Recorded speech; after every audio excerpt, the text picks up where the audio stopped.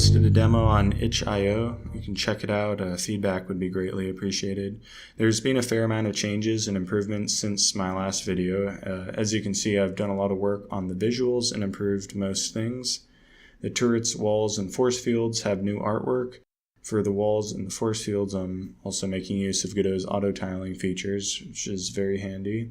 And on the force field itself, I've added a shader to give it some shimmer. I might go over that effect in a tutorial later.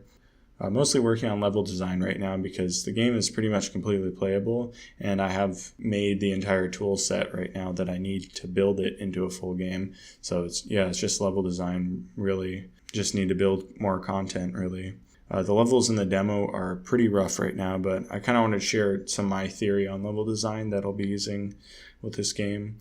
I'm a big fan of difficulty curves. I think the best way to structure a game is to start with some easy levels that introduce the player to the mechanics, and then you have a series of levels that gradually increase in difficulty, forcing the player to get better, and then finally an extremely hard level that requires the player to use everything they've learned to complete it. But for a long game, I think it's best to break it into multiple smaller difficulty curves that follow one large difficulty curve. So you'd have like a standard sequence of levels that follow a curve, and then once the player beats the final challenge, you introduce some new, more complicated mechanics in some easy levels, and then have a sequence of harder levels that use those mechanics and are gradually increasing in difficulty, and then have another really difficult final challenge to cap that sequence off, and then you just kind of repeat until you reach the end of the game. And kind of each small difficulty curve is more difficult than the previous curve. And then for escalating difficulty, you can use quantity and complexity. For example, in an FPS, fighting two bad guys is more difficult than fighting one.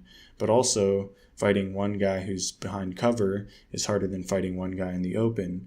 So having a good difficulty curve is all about finding like a good balance of quantity and complexity. If you just have quantity, then it's going to be boring. But if you have too much complexity, then the game's going to be too complicated, not very fun.